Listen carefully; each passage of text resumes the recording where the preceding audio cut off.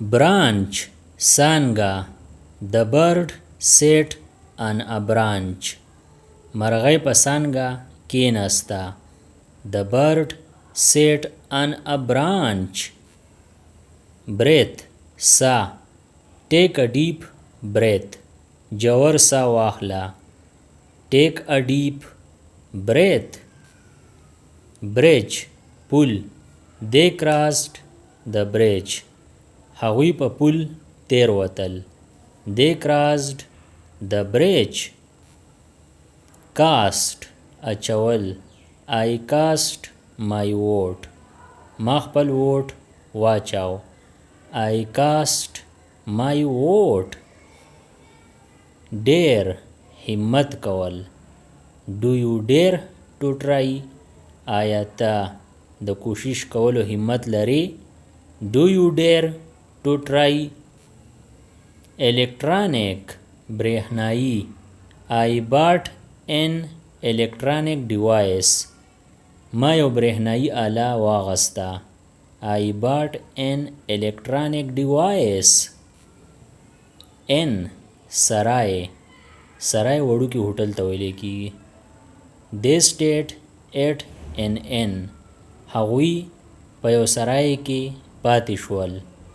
They stayed at an inn. Net جال. The fish got stuck in the net. ماهی په جال کې گیر شو. The fish got stuck in the net. Philosophy فلسفه. He studies philosophy. هغه فلسفه مطالعه کوي. He studies philosophy.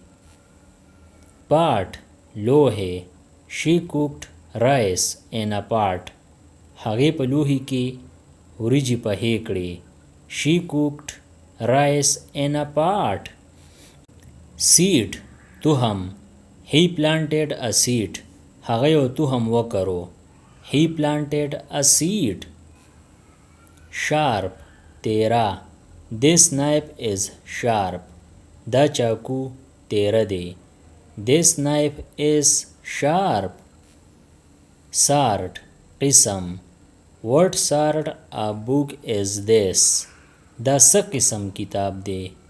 What sort of book is this? Subtract لرې کړه یعنی ماینس کا. Subtract 2 from 5. د 5 نه 2 لرې کړه. Subtract 2 from 5. Tight سخت. The lid is tight. ډکن سخت دی. ډکن یعنی د بوتل ډکن. The lid is tight. Virtual پرلیکا. پرلیکا یعنی آنلاین. We had a virtual meeting. زمونږ پرلیکا غونډه وشوه. We had a virtual meeting یعنی زمونږ آنلاین میټینګ وشو. Weigh تلل. Weigh this bag please. دا کڅوړه وتله یعنی دا بیگ وتله. Weigh this bag please. Abstract خیالي.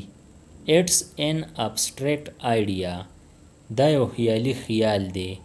It's an abstract idea. Whisper پټې خبرې کول. He whispered something. هغه څه پټې خبرې وکړې. He whispered something. Annual کالنی. This is an annual event. دا یو کالنی تقریب و. This is an annual event. Annual یعنی سالانه. Clay خټه. She made a pot from clay. هغې د خټې نه لوښی جوړ کړو. She made a pot from clay. Cloth ټوکې. The cloth is clean. ټوکې پاک دی. The cloth is clean. Curtain پرده. Close the curtain. پرده بند کړه. Close the curtain. Deserve وړ. وړ یعنی مستحق. You deserve praise. ته د صفت وړ یې یعنی ته د صفت مستحق یې. You deserve پریس. feather وزر. وزر یعنی د مرغۍ وزر. A feather fell down. یو وزر راوغورځید. A feather fell down. fertile خیرازه. خیرازه یعنی زرخیزه. This land is fertile. دا ځمکه خیرازه ده. This land is fertile. flood سیلاب. The flood destroyed homes. سیلاب کورونه ویجاړ کړو.